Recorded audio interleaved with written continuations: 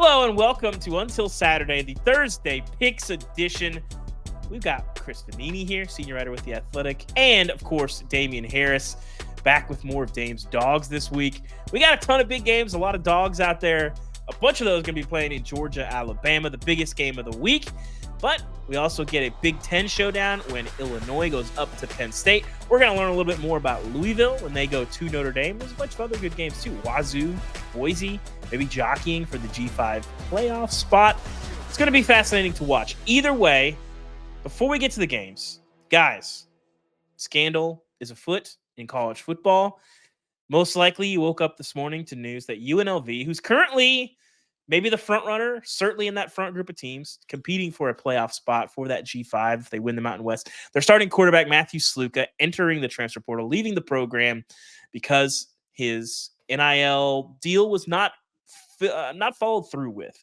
In short, if you haven't caught up on the story, there was a promised $100,000 from UNLV's coaching staff. The Slukas got about $3,000 for relocation fees. Now, UNLV on Wednesday afternoon released a statement essentially saying that there was no deal. They don't engage in pay for play. Blueprint Sports, who runs UNLV's collective, said there was no agreed upon deal. Both sides agree that there was no written contract, but there is a certain level of trustworthiness here that seems to possibly have been violated. And Chris, it's also worth noting that we had some reports very early Wednesday that the NIL obligations had been fulfilled, and Matthew Sluka did ask for more money. It should be noted, I think, Chris, that came from Carl Reed of 24/7 Sports, who, in addition to working for 24/7 Sports, also serves as Brennan Marion, who is UNLV's offensive coordinator, his agent and representation. I think that should inform how you view those things. Chris, there's a bunch of stuff to get to with this. Where do we start here? Where do we start? So like all morning, all last night, when Antonio Morales, our colleague, threw it to us in a text group chat, I was like, oh, this is going to be something, isn't it? There's two stories here, two sides of the story. One side from the player's side, that they were promised something that they never received. There's the other side, which is we never promised that thing. He's asking for more money than we were giving him. So we don't know exactly yet, as of we're recording this, how it played out. But it's a really, really messy situation to have a quarterback of a 3-0 team, a top 25 team, just straight up leaving the team a third of the way through the season. It's impacted the betting line for UNLV Fresno State. That's ticked down a few points. It is worth noting that he won this quarterback job in fall camp. It's not like he was a starting quarterback before or anything like that. There was a 3-man race. He transferred from Holy Cross, won the job, was playing like okay. I mean, he's completing 43% of his passes, but he is running the ball pretty well. Had a good game against Kansas. But they do have another FCS transfer who came from Campbell, who they also like, who is now going to be the number one quarterback moving forward this week. So everybody just had their take on it this morning. This is why you got to have contracts. This is players are being lied to, all these kinds of things. I'm not there yet because we don't fully know things, but I think it's pretty clear, like, get things in writing. First of all, always get it in writing. And this is the problem with coaches and collectives and working together and who promised what and who's delivering what. You got to know you have the money if money is going to be offered to a kid. Dame, you're a former player. Obviously, it was before the NIL era. Yeah, but obvious. like, how do you just kind of look at this as a former player? Well, I think you hit the nail on the head to start. I mean, first of all, you got to get this in writing. I mean, these guys want to be treated like professionals. They want to get paid like professiononals. Well, professionals have contracts. So, and that's to eliminate all of this back and forth. He said, she said, heard it through the grapevine. Like, none of us really know. The only people that know are the people that are in-house. So, first of all, I hate to say it, but you got to be professional because that's how you want to be treated. So again, get everything in writing. But, just looking at the kid's perspective, if this is a situation of, hey, we're going to pay you $100,000 and I get $3,000, I'm out the door quick, fast, and in a hurry, just because that is the environment that these kids are in. It's about who's going to pay the most, who's going to brand these kids the best, who are going to pay these kids for their brand. So if I'm him, and if that is what happened, then again, I got to get out of there. But my problem with this, and my huge issue with this, is we used to always talk about, whenever I played, about eliminating external distractions, eliminating things that were off the field that did not help us win games, and all this NIL and thing, like all it's created in the way that they did it is nothing but distraction. So now here you are, you've got a team that's playing for something major this season. Every game to them is helping them get closer and closer to a 12-team playoff berth. And now their starting quarterback, who's been playing okay, well, decent for them, is transferring. And it's like in the middle of the season, you have to completely get your team rebuilt around a new guy, get everybody to have faith in this guy. Why? Because there's some dispute about NIL, how much this kid got paid versus how much he was promised. It's all these external distractions. And we talk about it time in and time out about these kids' minds being on, how much they're going to get paid, who's going to offer them the most money. We're not talking enough about how this is affecting kids' mentalities about just the game of football. Like, this isn't about just showing up, playing ball, and winning football games anymore. So it's a tough situation, I guess, to be in, because again, that's the era of college football that we're in. But whether this kid is right or whether he's wrong, whether the coaching staff, UNLV, is right or wrong, again, this just provides to be another distraction. It's a tough spot for him to be in, because he's not going to be a first-round NFL draft pick. Maybe he gets in a camp, something along those lines. But this is his best chance to get paid. And it's his last year of college football, and people say get it in writing, but in February, you're thinking, I want to trust these guys. And I also want to be a team player. I want to get this deal done. I want to commit. Right. I want to help build around it. You talk to Brendan Marion, talk about, hey, I love this offense. You got Ricky White coming back. You got a lot of good pieces. I'm excited about this. We'll figure out the details later, but this is the agreement. And that happens a lot where you guys are you're not having a ton of contracts signed before a kid commits. It's not unheard of to have that. But, whether you drop the ball on the back end or commit money that you don't necessarily have, that's not unheard of either, but not coming up with it is going to be a black eye on the program. It's messy for everybody. I don't think anybody comes out of this looking totally clean, even though the kid's in a tough spot. But fair or not, there are going to be people who have reservations about bringing him into their program moving forward. I lean toward that's probably not fair, but that's the reality. Let me ask you this, David, because this is something that's on my mind. And because going back to what you said, this is an unfair situation for this kid.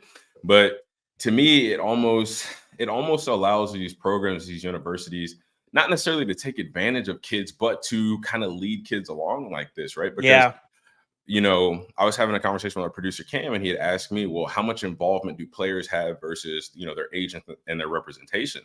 And when I was in the league, my agent handled all of that. Like, he handled everything. And these kids at the college level don't have that same representation. Like, most of these kids don't have any representation. They don't have any agents. So they're negotiating these deals through their families, their father, their moms, their parents, themselves. And these programs know, okay, well, I mean, even look at this situation. Like, okay, well, we promised a kid $100K. We don't get anything in writing. Let's see how long we can string this out based on how he performs, based on how he plays. Is he really worth it? Then they're not sitting here looking at a situation like, well, shoot, we just paid DJU however many millions and he's not performing. So I kind of wonder how much of that plays a factor. So I guess that was more of a rant than a question, but turn that into a question. Like, how does this play out if he loses the job in camp? Well, that's one of the questions I had, because like $100K is not hard to come up with if you're a college football program, especially in Vegas, which apparently even UNLV, which doesn't have a ton of resources, like that's not a lot of money. And so part of my take on the situation is, do they feel like, let this kid bounce? We've got another kid who's just as good or about the same level that we can plug in and not have to deal with that. And there's been some UNLV players on social media like supporting Williams, the guy who's going to come in and be the quarterback, and be like, all right, we're behind this guy. This is our dude. So this is not the first time a player has left a team in the middle of a season. Like, we are seeing this more and more now with that 4-game redshirt rule. We had De'Aaron King back in the day when he was a quarterback at Houston. MJ Morris at NC State last year also ended up transferring, even though he said that wasn't why he was going to do it. Just this week, Marcus Freeman announced one of their cornerbacks is going to redshirt the rest of the year and transfer. I think he's like their number 3 cornerback. So, like, this is happening more and more. And I guess, Dame, just as a player, if you had a teammate who just decided to shut it down a third of the way through the season. Like, how would you feel about that? Well, it's interesting you ask because in the NFL, if I had a teammate who went to a different team in free agency or, something happened to where they went to a different team because it was a better opportunity for them, it was more money, it was a better situation for them and their family, then obviously I would have been like, go for it, bro. Like, this is your career, this is your family we're talking about, this is your money, go get what's yours. And a college level, that wouldn't have really been the same just because, again, I didn't really play during this era. So I guess the best, I guess the best thought that I would have is that I would have to support guys right now because at the end of the day, we know college football is starting to transition look a little bit more like the NFL. So I guess at this point in this day and age, you just gotta wish the best for your bros, hope they get paid because a lot of these guys are, the guys that are staying are obviously feel like they're getting what they deserve, as opposed to the guys who are leaving and try to go get what they think that they deserve. So I guess it's just got to be a situation where you got to look your bros in the eye and say, if you think that this is what's best for you, if this is going to earn you more money for yourself and your family, then hey, go be happy. Part of the issue with this whole saga is that there are no rules, nobody's in charge, and it's all very messy. And that has been a factor in player decisions and in NIL. But Chris, we've also seen that obviously in realignment, and now we are seeing the aftershocks at the lower levels of realignment. UNLV involved in another big story in sort of their dalliances with the Pac-12. Before we get into the games, Chris, where does that stand with UNLV mulling a move from the Mountain West Conference to the Pac-12? Well, the Pac-12 with the biggest quotation marks in the history of college sports. Well, this is kind of the, I don't know, ironic part of all of this is that UNLV, while it has this going on with a player who questions over an agreement and he's bailing early, UNLV is trying to get out of the Mountain West to go to the Pac-12, or at least considering it.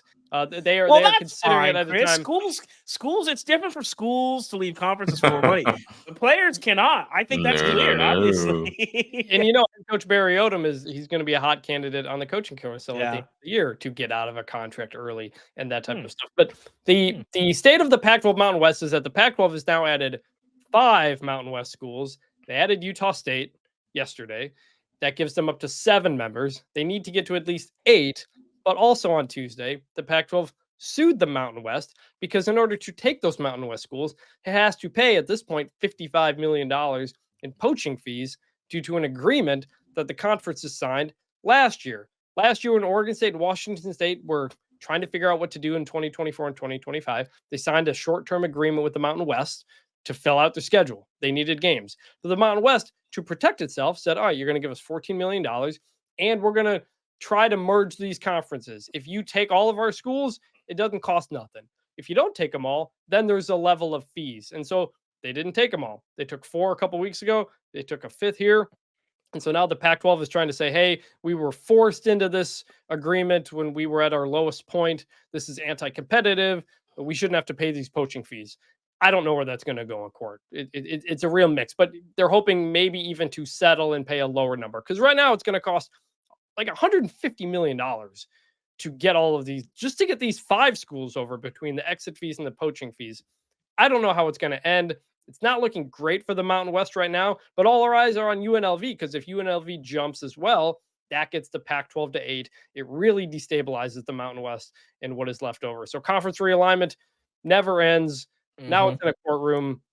It's a real mess. And if you're wondering why they didn't merge, which is kind of the biggest question, why not just take everybody? It's because they don't want to be with the bottom Mountain West schools. The Nevadas, the San Jose States, the Hawaiis, the least invested schools. They kind of wanted to essentially drop the dead weight. But now you're looking at court battles and $150 million and all this bad blood, all just to drop a couple of schools. It's a lot of people think it's completely unnecessary and weird. Well, I think the lesson here, Chris, is that any contract you have, you should have a language in it that says, if I change my mind, though, it's cool. I think that's legal language. Yeah, I mean, that's what Florida State and Clemson are arguing. Legitimately. That would fix a lot in college sports. The if I change my mind, it's cool clause. So I'll have my lawyers draw that up very, very soon. Guys, there's actual football happening this week. This weekend. I don't know if we knew that. Let's start. We got plenty of chatter about Bama, Georgia, but let's start in South Bend. Louisville number 15, a 6 Okay, point we're underdog.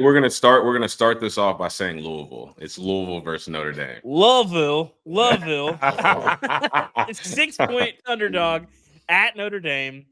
The over-under in that game is 45.5. And as always, all of our lines are presented by BetMGM. Guys, I still don't know what to think about Louisville overall. I do believe in Jeff Brom. He's got such a Louisville. He's got such a. I'm just gonna say Cardinals from here on out, so that we can. Or just call it the Ville. Call it the Ville. The Ville. I'll go with that. I believe in Jeff Brom. I think Ja'Cory Brooks has been pretty legit so far. 17 catches, 297 yards, a couple scores there. But that tradition that Brom has built of quarterbacks. You've seen Jack Plummer had a nice year. He came over from Purdue with Brom. Aiden O'Connell before that. David Bluff. We've seen him have a really good run, and even dating back to Western Kentucky. Tyler Shutt, I don't see a lot of reason that he can't be next if he's healthy. He's had a nice start here. But the flip side of this, to me, is the Notre Dame offense is kind of a fascinating group as well. And it seems like the last couple of weeks, they've made a more concerted effort to get Riley Leonard and use him as more of a running threat, not really scrambling, a little bit more designed runs. He's hit double-digit rushing. The last 2 games, 243 yards, 5 touchdowns on the ground. They've let him run. I think you got to keep that going. But you also have to keep him healthy, and you have to balance that. He's already been banged up this year. But when he got hurt at Duke last year, it's the same thing. When he gets locked into the pocket and his feet are no longer a threat, he's not very effective. So we'll see. Damien, I believe your first Dame's dog of the week is our guy. Now, like you, a former Alabama player, Ja'Cory Brooks comes over to the Ville, and he's been having a great year. What has allowed him to be so much more successful at Louisville compared to his? He had a decent year a couple years ago at Bama, but was not really a game breaker, and he seems like they're clear number 1 this year. Yeah, well, I'm gonna preface this by saying, for all the people listening, whenever we introduce Dame's dogs, there will usually be some barking involved. But this week we got Bama, Georgia, so I'm gonna keep that at a minimum. But yeah, I think first of all, I think one thing that helps Ja'Cory Brooks stand out at Louisville is the fact that obviously he's not playing with the same level of talent at the position. He's not playing with Ryan Williams. He's not playing with those level of guys, but he has been incredibly productive for Louisville this year. He's just a big, long, rangy guy that has really, really strong hands. And usually you don't find a lot of long, big, tall guys with long arms that still have strong hands. Usually you get one or the other, like a guy with sure hands or a guy that's got a big catch radius that you can throw it anywhere around him, and there's going to be a chance that he's going to get it. But with Ja'Cory Brooks, he's winning a lot of 50-50 balls. He's catching a lot of balls in traffic, and he's not body catching a lot of things. It's always with his hands, always with his arms fully extended. And to me, that shows big, long arms, strong hands, and the ability to bring in the ball whenever he's getting the ball hooked and swatted by DBs, because they're coached to do that. So that is a big thing for me. And obviously, whenever you've got a guy that's got such sure hands, obviously that improves his catch radius. So you throw the ball up to a big, long, rangy guy. He has the ability to climb over top of defenders, and then you're sure he's going to catch the ball. And what's really important about having a guy that's sure-handed and with such a big catch radius is that leaves more margin for error for quarterbacks, because they don't have to be as incredibly accurate on a back shoulder throw or on a fade to the end zone, because when you got a big guy that can jump high, that's got long arms, that's got sure hands, you have a bigger target to hit. So he's doing a lot of things well. Like I said, he's a very smooth receiver, and usually you get that with these big, long, rangy guys. He runs well. I've seen him catch a couple bubble screens and turn them into, instead of being 3-4 yard gains, turn them into about 5, 10, 15 yard gains, turn up the sideline. So I think he's got a really good skill set, and I think that he has been one of the more dynamic players for Louisville's offense. So, if they're going to have a chance, obviously, against this Notre Dame team, because I'm with you, David. I'm not sold on Louisville yet. I haven't seen them. So Notre Dame is a little bit more proven, although we've talked about they're shaky at times. But Notre Dame, we know what they're going to be. So if they want to have success against Notre Dame, Ja'Cory Brooks is definitely going to have to show up. He's going to have to be the same guy, somebody they can throw the ball up to. He can go get it. If they give him the ball in space, he can use his speed, get to the sideline, and just make big plays. Chris, it's pretty interesting, these two programs. Notre Dame, their offense seems to have played a little bit better the last couple of weeks. We mentioned getting Riley Leonard and using him as a runner. Whether or not that can hold up against Louisville is a fair question. But Louisville, we've only seen them tested once against Georgia Tech, and that's not a great team. Where do you land on this game? Do you trust Louisville with the points, or where are we at with these guys? Or do you believe? So like Louisville, they stopped the run against Georgia Tech really well. They allowed 2.8 yards, 2.6 yards per carry. The leading rusher was Haynes King with 58 yards. So that's I don't trust Notre Dame's passing offense at this point. We haven't really seen that pan out. And yes, they have been running Riley Leonard more, but Louisville's defense is kind of prepared for that, I think. So that's what it comes down to. Now, Haynes King did pass for 300 yards last week against Louisville, and they did kind of move the ball in the air. So, like, I don't know if Notre Dame, like, adjusts by going to that, but, you know, with the line is what? Louisville +6 going into Notre Dame. All lines, by the way, presented by BetMGM. I'm taking Louisville. I could, like, see them winning this game as well. 6 is a lot. Like, Louisville won this game last year, too, by the way. And Tyler Shuck has played well. And I like Louisville's defense, so I'm picking Louisville to cover. I could easily see them winning this game straight up. Yeah, I think I'm with you on this. Talking to our Notre Dame writer Pete Sampson, kind of about the Notre Dame offense. The last two teams that they played had no ability to take away Riley Leonard's legs, and I'm with you. I think if you can do that, you don't have to keep him under 20 yards, but you can't let him go for 100. And I think if you can do that, you can limit their offense and ugly this up, make this like a 27-24 game. I will take Louisville in the points. I think they can win this game too, but I will just take them in the points. Dame, where are you at with these guys? I'm going to take Louisville upset. All the way? Okay. All the way, yeah. Straight up. I'm going to take Louisville the upset. Just because what Chris said, I don't think that Notre Dame is going to adjust their offense. I don't think that they're just going to come out and let Riley Leonard throw the ball. I think they're going to try to continue to hammer away like they have been doing and keep him in the run game. And I don't think that they'll take advantage of, I guess, Louisville's ineptitude in the secondary. So I'm going to go Louisville. All right. Well, we're going to go to break here in a second, but it's Thursday, and that means trivia. It's time for me to defend my title. I feel like I've been getting it done on trivia. Like, what makes you think that? I feel like you've been doing just the same as me and Chris. I've been hanging around. We're doing good. We're doing good. We need to tally this up. See what the score is on the year. We'll see. Producer Cam is going to join us and give us a trivia question for this week, and we will get the answer later on. Cam, what do you got for us? So, gentlemen, I was looking at our BetMGM lines this week on their website, and there are a lot of interesting point spreads this weekend and a lot of interesting totals. There's like 4 or 5 games of over like 62 or 63 points. One of those being one of the games we'll cover later in Washington State, Boise State, and that over-under is 64.5. So I started thinking, what is their history of combined points in that series? So I wanted to make it easy on you guys because I'm tired of seeing you guys lose. I'm going to give you a multiple choice. So in their 6 career meetings, has the average total point between Washington State and Boise State been A, 138 total points, B, 66 total points, or C, 54 total points? And you guys can think about that. And when we get towards the end of the show, we'll go through some trivia and see if you can get it right and get off the snide. All right, we're going to ponder. Okay. We're going to ponder.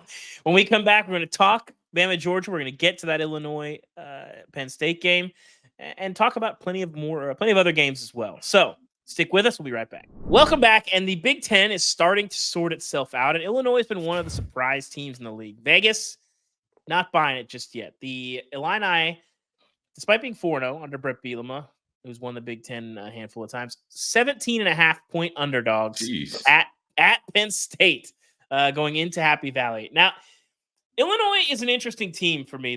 They're +7 in turnovers this year. That's second nationally. The Kansas game helped. Turnover margin obviously has a huge influence. And you know, we can debate turnover luck and how much that factors in and how much you can produce that versus how much of that is just playing the right teams or being in the right place at the right spot. But there have been 12 fumbles in Illinois games this year. You know how many they've recovered, Chris? Do you have a guess? 6. 4. So there's been 8 fumbles that they did not get a hold of, and they're still +7 in turnover. So we want to talk about turnover luck. One could argue that despite being second nationally, they don't count the fumble luck. They don't count the fumble luck. Yeah, one could argue that despite being +7 in turnover margin, you know, the fumble luck has not really gone their way. Now, on the other side of it, you know, Penn State, they've only allowed 9 tackles for loss all season. Andy Kotelnicki has had a huge impact on them. Receivers are open, Chris. We didn't see an open receiver at Penn State all year last year. But I think if you can limit the big plays and make this a slog, Illinois can ugly this up. They got to be able to find some offense. Luke Altmaier, no picks this season. He's played really, really well for them. Played within himself and found guys that are open. His decision making has been good, but I feel like this is too many points. If everything goes Illinois' way, I think they can win this game. But ultimately, I think they ugly this up. Run the ball, find some offense, you might see a trick play or two in here. Penn State's defense is pretty salty. For all the attention on Koldenicki, don't undersell the other coordinator, Tom Allen, former Indiana coach. He's done a great job there. They're still top 10 nationally in defense. They got a lot of pieces. They got a lot of talent to play with, but they're playing really well. But I like this to be really low scoring and Illinois to keep this close. Chris, where do you stand on this ball game? I think a lot of it comes down to those turnovers. Like if Illinois just can't get any takeaways, then Penn State's winning this game. Like Illinois is going to need 1 or 2 turnovers to kind of stay in this game because that's what they've been getting all of these games. I was just praising Illinois on Monday's pod about how hard this team plays. They don't turn the ball over. They get the turnovers. They set themselves up to take advantage of other teams' mistakes. Penn State hasn't been making those mistakes this year like they have in the past.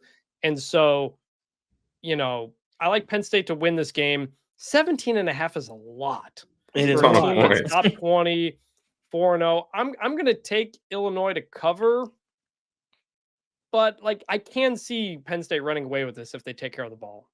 Yeah. Dame, your dog this week is Nick Singleton. Fantastic running back. Give us some more running back, some love. One, what separates him? And 2, does it separate him enough to let Penn State win this game by at least 18 points? Well, what I can tell you that separates him from a lot of backs in college football is he might be the best just from tackle to tackle, in between the tackles runner in college football. Yeah. What I mean is running zone schemes, running man schemes, pin and pull schemes. Like when I watch his tape, he understands run schemes incredibly, incredibly well. He's not a guy that's looking to bounce. Honestly, when I turn his tape on, unless it's a design outside run, he's not bouncing. He's staying between the tackles, in the guards, running through the teeth of the defense. And what he does a great job of is anticipating all of his blocks. I remember my running back coach in college, Burton Burns, who coached some of the greatest college running backs of all time. He used to say all the time, when you're running between the tackles, you want to make your cut whenever your offensive lineman, whenever your blocker makes the block and sticks onto their defender. And he does that every single time. And that's how you run zone schemes. That's how you run man schemes, where you've got a guard that's pulling up for a linebacker. As soon as he makes contact with the linebacker, you want to be cutting the opposite way. And Nick Singleton does a phenomenal job of that. And once he gets to the second level, he just runs hard as shit. I mean, this guy, I've seen him run through guys who are getting blocked, but just because he was looking for some extra contact on his way to the end zone. I mean, this guy is fast. He's explosive. He runs hard as hell. And when you combine that with having the understanding and the idea of how to run these schemes, these zone schemes, these man schemes, where you got pullers in front of you, you set up your blocks well, you anticipate, you know when to cut. That's whenever you have those big plays. And Nick Singleton's first 2 years, he's had a lot of big plays. So he is definitely somebody to watch for in this game. Is it enough? I don't know. And the reason why I say that is because I'm interested to see how Brett Bielema and Illinois scheme up blitzes against the run.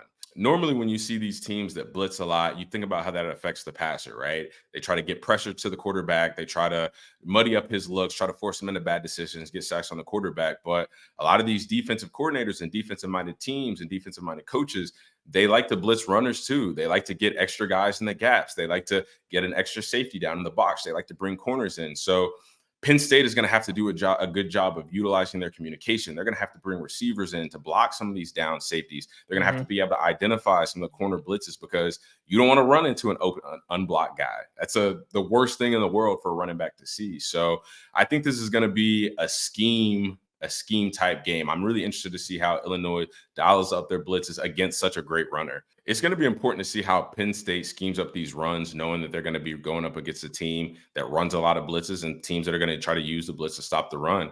Drew Aller is going to have to do a great job of identifying pressure coming from the secondary, coming from the safeties, linebackers, corners, wherever it can be coming from, communicating that to his team, his offensive line, his backs, and getting them in a successful play. That way they don't let these blitzes flip the game upside down in the run game.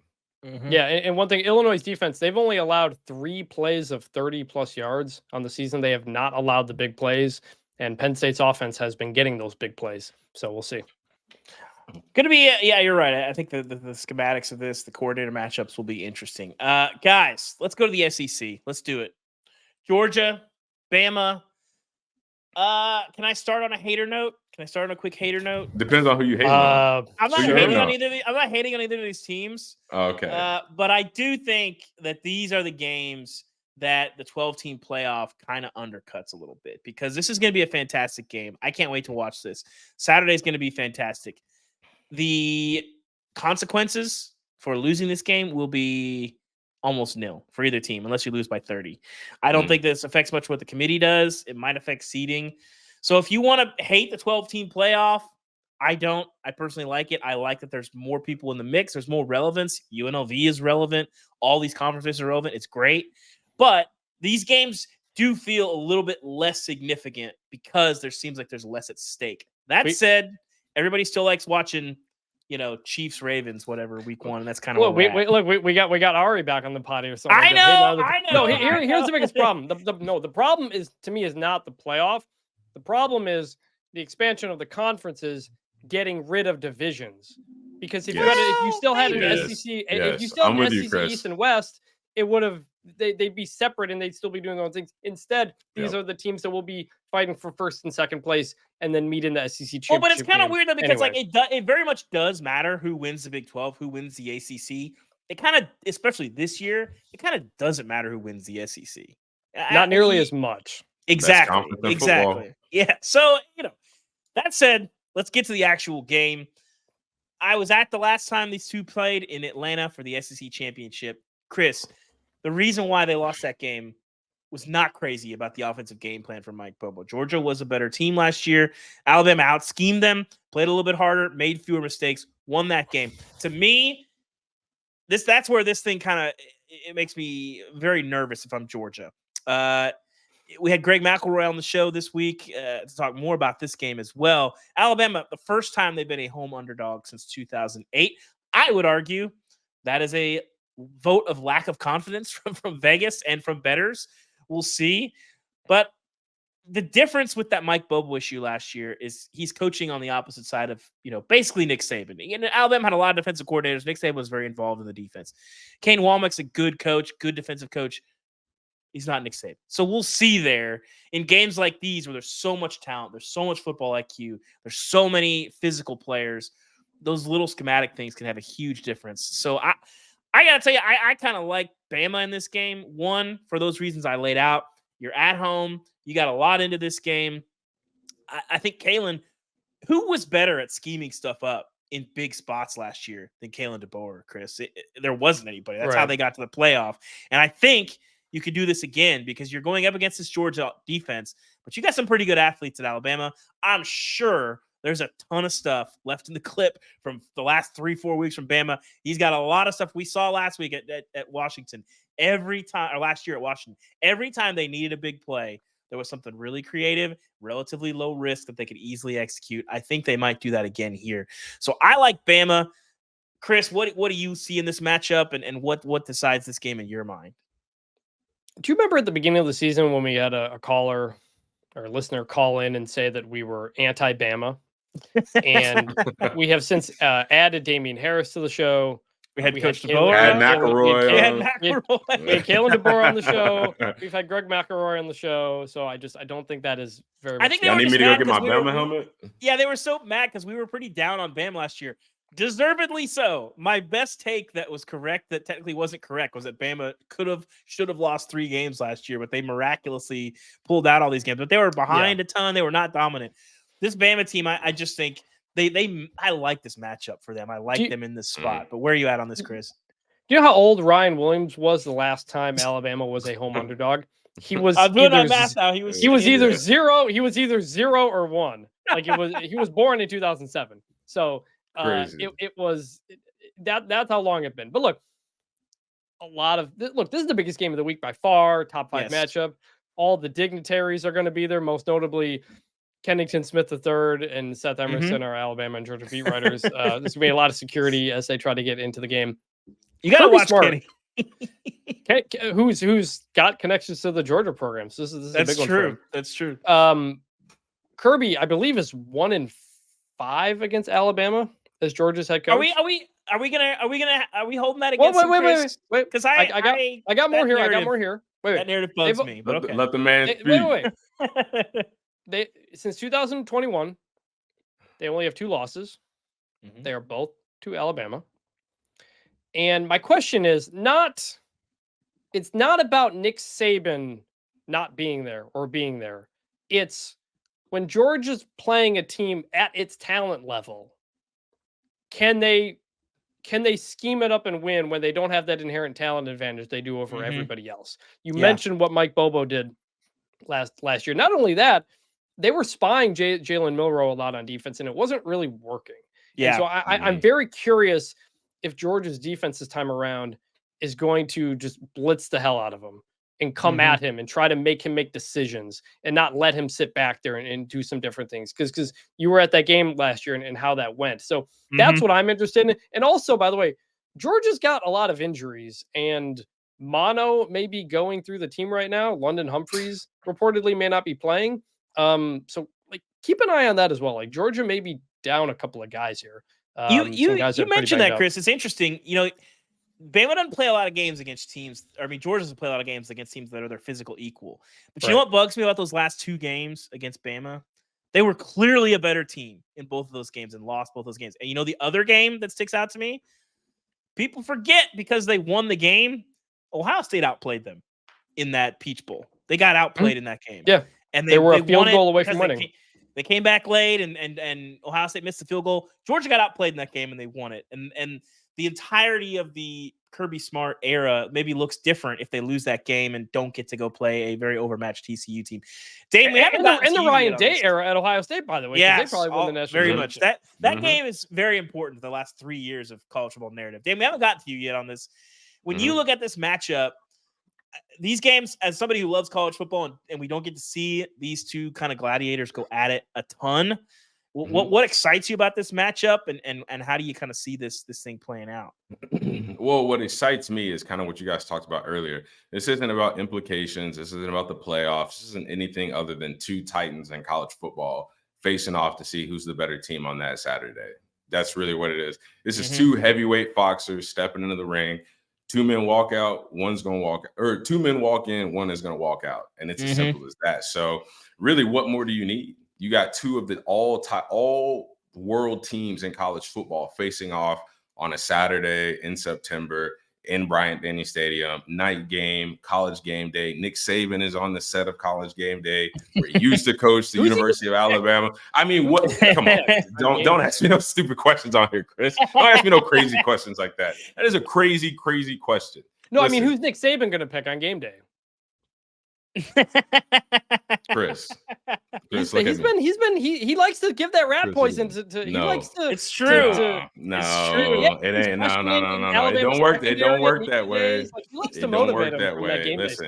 Listen. If you're a college football fan, if you love college football, if you want to see what it has to offer, yes, there's fairy tale stories out there. Yes, there's Northern Illinois upsetting Notre Dame. Yes, there's these big comeback games. But if you want to see the best brand of football, the who's of college football, you turn on this game, because I guarantee you every NFL team is going to have their best scouts there, their best representatives there. And if they're not there, they're going to be watching at home. There's going to be guys all over the sidelines. There's going to be recruits lined up. There's going to be celebrities. There's going to be former players, former national champions, former Heisman Trophy winners, former Doak Walker Award winners. All of these people can be in Tuscaloosa. And like I said, if you love college football, if you love seeing the best players in the country on the field at the same time, what other game would you turn on than this game right here? Yeah, goodbye Cinderella, hello Pacific Rim. This is gonna be some kaiju on kaiju violence here.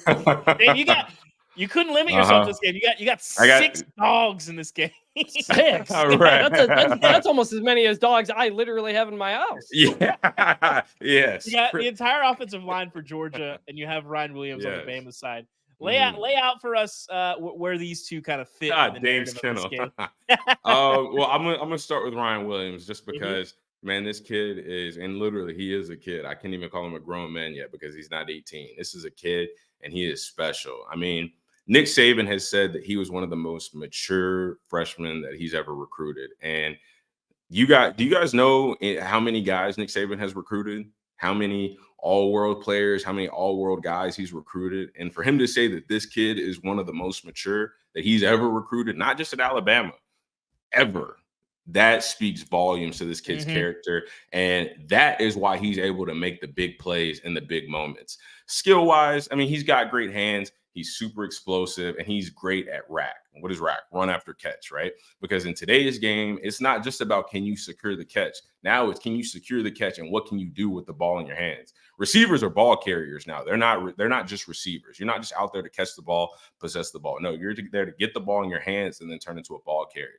And this guy does that with the best of them because, like I said, he's so fast, he's so explosive. And that's what you get when you get these smaller kind of guys. They're speedy, they're twitchy, they're hard to bring down. People think that just because they're light, they're easy to tackle. I mean, look at Devontae Smith, who won the Heisman a couple years ago. He's 150 pounds, soaking wet with a couple rocks in his pocket, but he was hard to tackle. He had great rack. After the catch, he was always finding his way north and south, getting to the end zone. That's what I see with this kid, Ryan Williams. I mean, he is special. And again, he's a kid. He is a kid for those of y'all out here listening. He is 17 years old. I mean, listen, I was a 5-star going into Alabama. I was one of the top in some people's opinion, I was the top running back coming out of high school. I was not ready to step on the field and do what this kid was doing at 17 years old. I mean, this kid is really, really special. I don't love Georgia's receivers, but I do like Frazier. I do like ETN. They haven't really gotten Oscar Delp kind of hot yet, but this offensive line can decide this game. Damien, what do you see from that group? Well, I see one of the biggest and dreamiest offensive lines that I could ever imagine. I mean, across the board, these guys are big. These guys look mean. These guys like now. You guys remember the movie Friday Night Lights? You remember when Permian played Dallas Carter and those dudes showed up on the field? That's what I think of when I see these Georgia offensive linemen. They just look big. They look nasty. And they have the ability to just absolutely dominate the line of scrimmage. And when you've got a guy like Carson Beck standing back in the pocket, and when you got a guy like Trevor, when you got a guy like Trevor Etienne in the backfield, who is a great running back once you get him to the second level, all you can say is, guys, just create a lane for me, just create a hole. And they have an unbelievable opportunity to do that with the guys up front. And it starts with Jared Wilson. I mean, the center is, I've said this before on this pod, the center, other than the quarterback, is the most valuable piece in an entire offense because he sets the fronts, he sets the protections, he sets the entire communication for the offense. And he's a young guy. This is his first year starting. So that's a big job for him.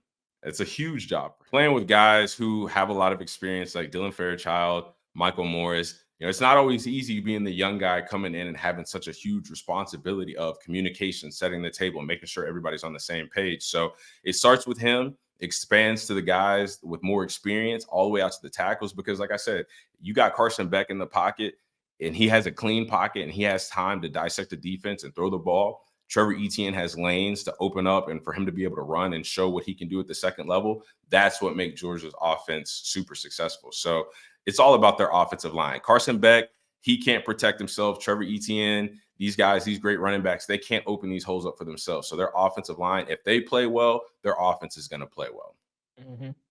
Yeah, I want the stat that jumps out to me is kind of similar to the previous game, but Georgia has not allowed a touchdown all season.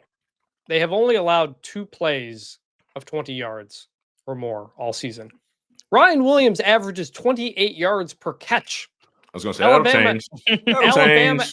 Alabama averages almost 7 plays of 20-plus yards per game. So this has been an Alabama offense has been extremely explosive, and a Georgia defense had to stop those. And so I don't know which way this game could go, honestly. I guess we didn't make the picks. I'm picking Bama to win, but I feel like we haven't seen a ton out of both these teams, and I could see one team on either side winning this game going away, honestly. I can't see that. You already picked Bama. Chris, don't give the... No, I am. My pick's Bama. Y'all make me nervous because we're in agreement on all these games. I also am going to take Bama outright here for a lot of the reasons I hit on. I just think the thing that we've seen from Kalen DeBoer's teams is when the lights were brightest, that seemed to be when they excelled. You know, we were bagging on Washington last year for playing with their food so often, and then they played Oregon twice, and you're like, who is this team? And we might see something similar from Bama, and especially schematically, saving some stuff, having some misdirection, and having some things in the. I mean, you can do a lot with Jalen Milroe, and I think they've got some things, I'm sure, that they have had in the bag for months. Damien, Do we need to ask who you got Don't in this ask. game? You know who come on. All right, Come on. Damien's rolling with Come on. his dogs. The Tie. tie. What did my man Willie say? We don't give a piss about nothing but the tie, baby. Nothing but the tie. I think that's officially the new slogan of our show now. The until Saturday we don't feed. give a piss. Yeah. Well, guys, we still got some games to get to for week 5. We're gonna get to Wazoo and Boise next. And we're going to hit on a few others, UCF and Colorado, Fresno and UNLV. Whoever ends up showing up for UNLV, we'll see for them, and Arkansas and Texas A&M as well. So stick with us. We'll be right back to talk about those games and hit our trust fall picks, our locks of the week. It's going to be a fun show to finish. We'll be right back. Welcome back. And America's team this year going to Boise State, the Wazoo Cougs, 7.5-point underdogs at the Boise State Broncos. This is fantastic matchup here. These are two teams that are – this is why I love the 12-team playoff, because both of these teams have pretty legit playoff hopes at this point. Chris, what do you see in this matchup? Well, Washington State, I was going to open with that. Like, they basically have to be undefeated to make the playoff because they can only get an average. They can't get a group of 5 spot or anything like that. If they're 11-1, game, Chris, and they have a close loss maybe in this game, I'm telling you there's going to be a groundswell of support to at least give them real consideration. Maybe, but if your best win is Washington or Texas Tech, that's what it depends on what Boise State does. But if they win this game, the rest of the schedule, Fresno State, Hawaii, San Diego State, Utah State, New Mexico, Oregon State, Wyoming, like you can do it. Doable. I mean, I know they need a double overtime to beat San Jose State, so maybe we're kind of getting ahead of ourselves a little bit, but this should be a lot of fun. This is a 10 o'clock, 9 p.m., depending on your time zone game, FS1, 2 of the most exciting runners in the country, Ashton Jeanty, who's a Heisman up there on the Heisman list right now. Obviously, he's averaging almost 200 yards per game, 10 yards per carry. But also John Mateer, the Washington State quarterback, he's a lot of fun. I don't necessarily know if he's good, but he's fun. And he's just running around doing some crazy stuff, flicking some touchdown passes and stuff like that. So make sure you stay up for this game, because if you didn't stay up for Boise State, Oregon, you missed a hell of a game. They came down at the very end, and this could be another one of those as well. I think I'm going to go.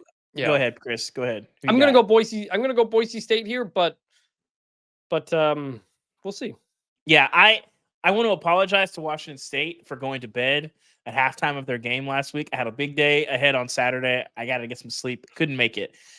That said, yes, if you didn't see the John Mateer touchdown pass from last week, where he was scrambling to the corner of the end zone, ran into a dead end, and then basically George Gervin finger rolled it over to a receiver. An insane decision. The guy was double covered. I couldn't believe he threw it. I was like, this is one of the most ridiculous decisions I've ever seen a quarterback, and it worked out for him. But the defense gives me a lot of issues. Our guy, Ashton Jeanty, I'm concerned he might go for 300-something yards.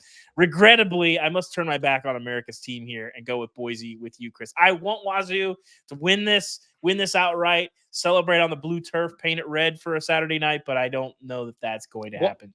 Washington State's defense is 107th in yards per carry allowed. So big day coming for Ashton Jeanty. Yeah, thank you. Thank you for leading me right into my pick, because I'm with you guys. I see Ashton Jeanty going bananas. Maybe a 200 burger with 2 tuds, maybe 3. They're not gonna be able to slow him down. I like Boise State in this game. Mm-hmm. Guys, I'm nervous that we're agreeing on a lot of these picks. I find it hard to believe.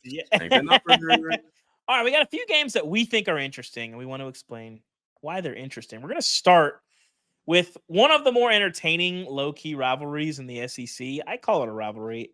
They seem to always play games that end in absurd ways. Arkansas, a 4-point dog in AT&T Stadium in Arlington, Texas, against number 24, Texas A&M. The over-under of that game is 52.5. Arkansas, fresh off of a game that Hugh Freeze is challenging the results of, I suppose. But Arkansas did win that game by double digits. Arkansas's been improved this year. The offense, especially, has been a little bit better. But for me, you look at this game for Arkansas. They have A&M on a neutral site here, and that will be a neutral site. Those fan bases pack out that Dallas Stadium.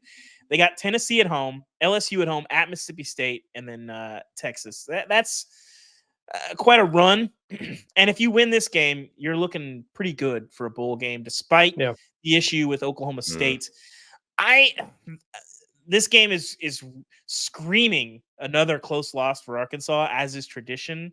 Mm-hmm. I think for me, the separator here, Marcel Reed, the last couple games, he gives them another facet of their offense in that run game.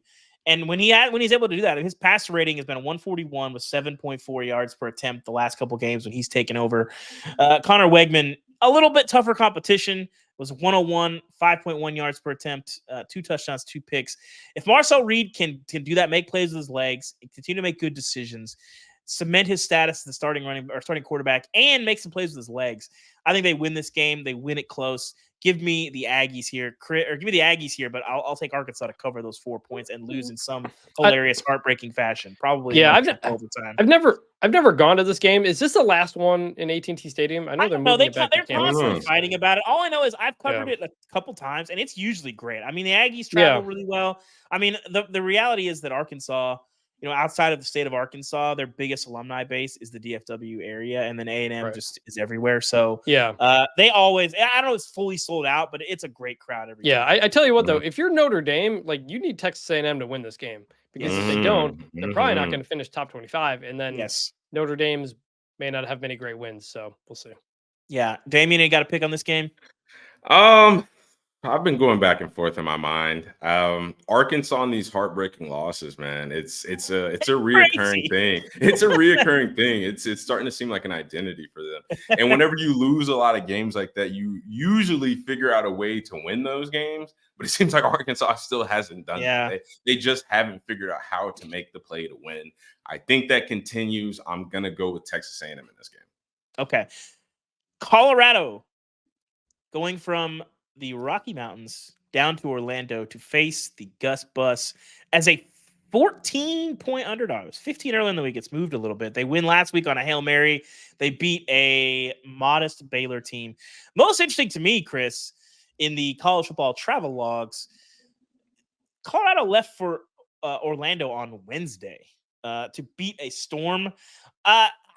In another life, it's easy to sort of roll your eyes and laugh at the higher education implications of this. But a lot of Colorado guys, a lot of college students, a lot of college football players take a lot more online classes, which is a little more functional. So being away from campus for 3-4 days is a little bit less impactful than it might have been in another time. You can sort of make these things work. That said, going to a Saturday game on Wednesday is pretty wild. And that operating budget's going to go up, but maybe they went to Disney World for a day. That'd be fun. Maybe that's another strike to the operating budget. Chris, I don't believe that Colorado's defensive front is going to be able to slow down this running game at all, and I think that it's going to be hard for them to stay on the field in this game. UCF is the number 1 rushing team in the country. Yes, they are at 375 yards per game. I think they're 5th in yards per carry, 4th in yards per carry. They're just going to run this, and they're going to try to keep Shedeur off the field. 14's a lot, but I think UCF sometimes has some weird performances. They don't play up to what they should be, but I feel like they're starting to, like TCU a couple weeks ago, they had to make that crazy comeback just to beat TCU. Yeah, but I think the strength of what UCF does, the weaknesses of what they do. By the way,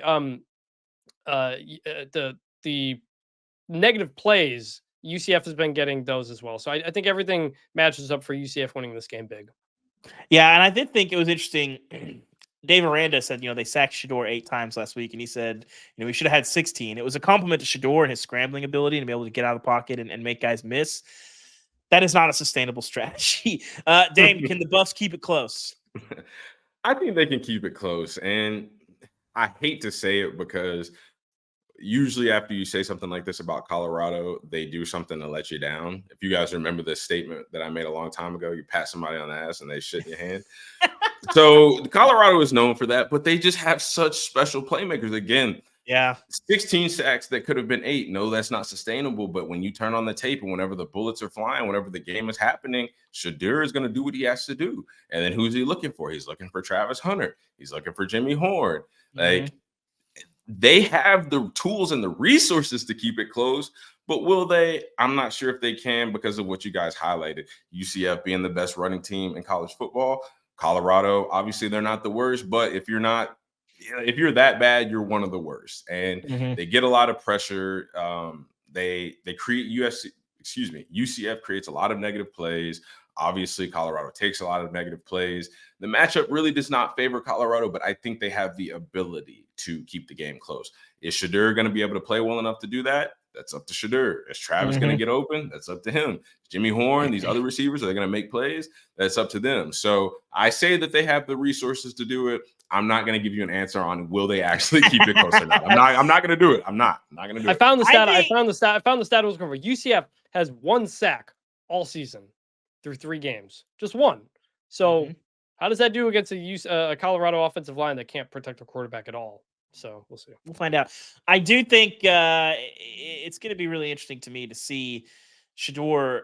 I hope when he gets drafted, he goes to a team behind a somewhat functional offensive line, because I do want to see him. We can really see how good he is. Yeah, I think every rookie quarterback would like that. Well, sure. Not what happens. But like a lot of these other guys that go into bad situations, we've seen them excel. Like Shedeur is carrying so much for this team on his back for his own health, but also just for my curiosity. Like he might be even better than we think. Because when he does, like Dion likes to talk about it, and it's kind of annoying to some degree when he's like, "Y'all know, if we keep 2 upright, he's gonna make plays." And like, but that's more true than not true. And it's gonna be interesting to see. We got a little G5 4-pack here, Chris, because this playoff race is absolutely wide open. Fresno, a 1.5-point dog against UNLV. Tulane, USF, another great game. Liberty, App State. Liberty was on my most disappointing teams this week, Chris. How did you feel about me tabbing an undefeated Liberty team as my most one of my most disappointing teams in college football this year? They have been not as good as maybe I thought, but most disappointing for an undefeated team? Interesting. I wouldn't go that far. Well, yeah, I went that far. And then Sam Houston State and Texas State also playing in that game. Chris, what's your favorite of this 4-pack? I mean, it's Fresno, UNLV, obviously, and that was before the news that came out earlier today. UNLV is the top 25 team.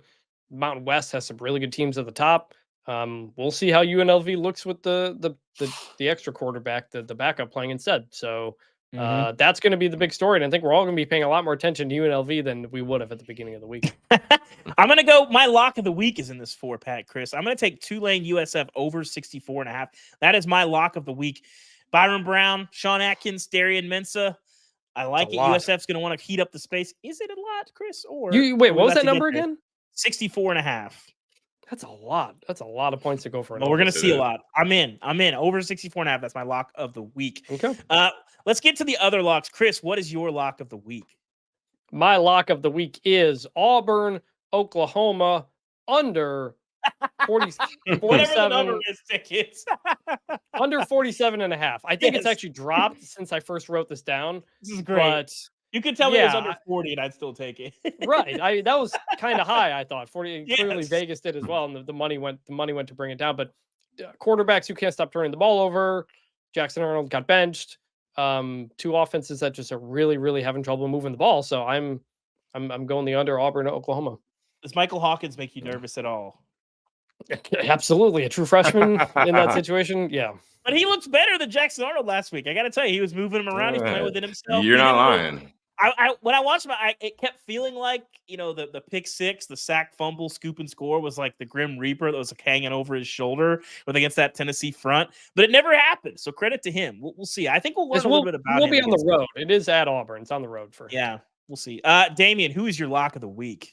Lock of the week for me, Ole Miss at minus 17. Well, 17.5-point favorites against Kentucky. We know we've talked about it ad nauseum. Lane Kiffin, Jackson Dart, Ole Miss. This is a point factory.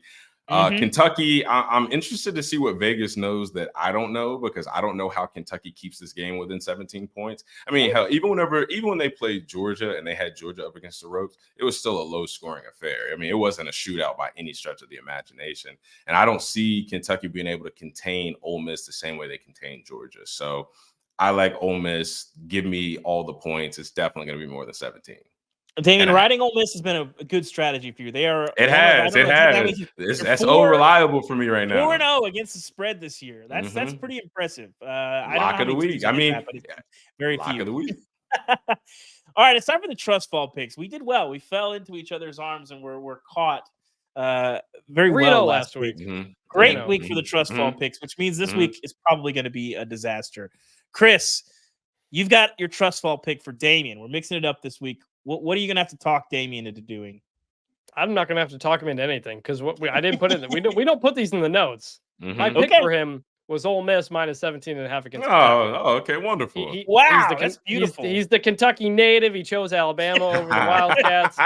Listen, hey, don't say this too loud on the pod. These Kentucky people, they're still not too happy with me. They're not. I don't think they're going to be happy with you picking Ole Miss and me picking Ole Miss for you either. You get an empty bourbon bottle thrown through your window. Well, listen, Chris, you know me very well. And that's exactly. I mean, clearly it was my lock of the week. So that's a great pick. That's a beautiful moment. I feel privileged to have witnessed that moment between you two. Well, we better get it right. I feel like this is what trust fall picks are all about right here. Like we really just brought something together on this show. Wow. Damien, what do you got for me? What are you going to try to talk me? All right. You got me last week. I was on board last week. Listen up. My trust fall pick for you is. Are you ready? Are you ready? I hope so. You taught me to Florida last week, so you've got. Okay, this isn't that bad. This isn't that bad. This isn't bad. For you this week, we got Michigan 9-point favorites against Minnesota. I say this because Michigan, Kalel Mullings is the number one reason right now. What I saw from him last week, obviously you're sticking with Alex Orji as your running quarterback. Running the football is going to be what you do. If you scheme up Alex Orji to be successful, stop being so vanilla, Sherman Moore. Unleash this guy. Give him the reins a little bit. Let Kalel Mullings do what he does. Let Donovan Edwards contribute. You can beat this Minnesota team by well beyond 10 points, I think. I expected Minnesota was actually my upset team to watch for last week because I thought they had a really good chance to upset Iowa, and they just did not. They didn't look good at all. They did not look good. Yeah, they couldn't. Yeah. So clearly with Michigan setting their identity on being a team that's going to run the ball moving forward, I think they're going to chew up the ground. I think they're going to run the ball effectively. I think they're going to keep the ball. They're going to score a lot of points. Even if they end up with a couple field goals sprinkled in because they don't cap off some of these red zone drives, I think they can get it above a 9-point victory. So I do. So I'm nervous. I'm nervous about this. I don't think Minnesota can score, but I'm nervous that Michigan will be able to score. But here's why I'm going with you on this. I'm going with you on this. Last night, I played a little bit of CFB 25. I played a guy who played. Why didn't you tell? You never tell me. I don't know what I'm able to. I gotta make sure the baby's asleep. David, you got 2 kids. I only have 1. Okay, so you have the tighter schedule. So whenever you're free, you got to let me know. Chris just has 1,000 dogs and cats, so he's all. He's doing his thing. Last night I played this guy against Michigan, and at one point in the third quarter, Mason Graham pancaked my right guard, and I was terrified. I fled the puck, got out of there. I haven't seen that animation ever, but shout out to Mason Graham. So maybe that was a sign from above. Good pick, Damon. I'm with you. I will roll with Kalel Mullings. I think they're just going to run. This might be like a 17-3 type of game, but Minnesota is not going to be able to score in this ball game. They can't. Chris. Yeah. Here's what we're going to do. We are going to pick another team that's on the road that's a double-digit favorite. If Florida can do it, Nebraska can do it at Purdue. Nebraska probably a little undervalued. They've found ways to lose games. This game will not be close. Purdue. Well, what is the number? Not good. Purdue is minus bad. 10. Purdue's bad. Purdue's bad. Nebraska a 10-point favorite on the road at Purdue. Purdue has broken many dreams in that field. They still have the railroad tracks on the sideline? I hope they do. I don't know. Either way, I think it's going to be Purdue fans whose hearts are broken in this game. Nebraska bounces back from the Illinois game. Illinois is solid. Purdue can't score and can't stop anybody. Nebraska, really good on the lines of scrimmage. Tony White, great scheme, but the defensive line is going to eat them up in this ball game. Nebraska wins this game going away. We get another big game from Dylan Raiola. Damian Dowdell has a nice game. It's a big one. Chris. Are you on board? I'm okay with that as long as it's not a 1-score game. The fact that it's 10, yeah, if it's single digits, I'm gonna text. If it's 21-14 in the third quarter, I will text you an apology. How about that?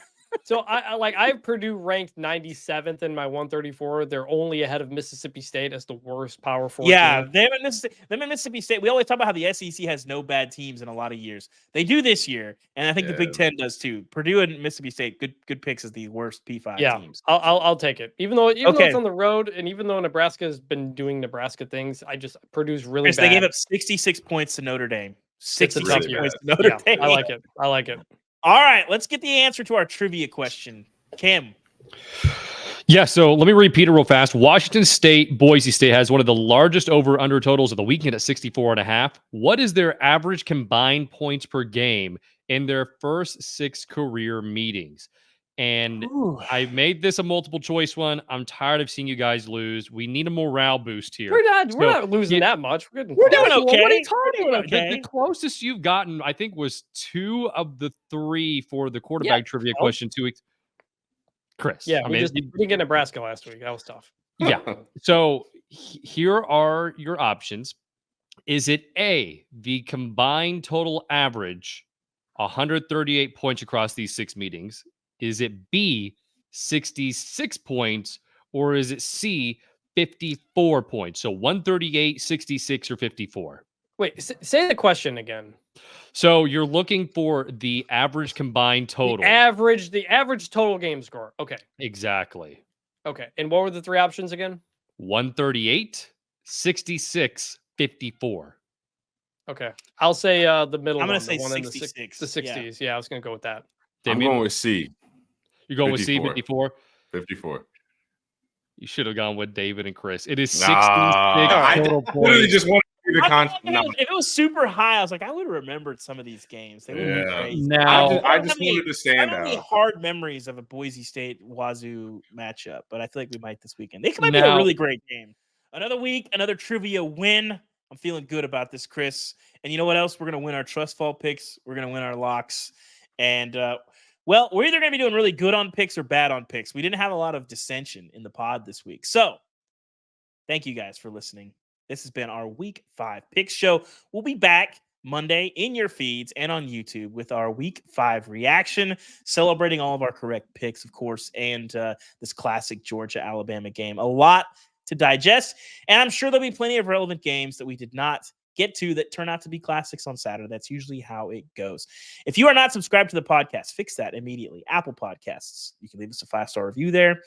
Let us hear from you. Spotify, Overcast, wherever you get your podcasts, we are there. And of course, hit us up on the voicemail line after your team plays. 316-462-9852. That is the voicemail line. We use the best on our Monday reaction show. We love to hear what you guys have to say. Questions, rants, what we got right, what we got wrong, what you love about the show, what you hate about the show. We love hearing from you guys and interacting with you as part of our Monday reaction show.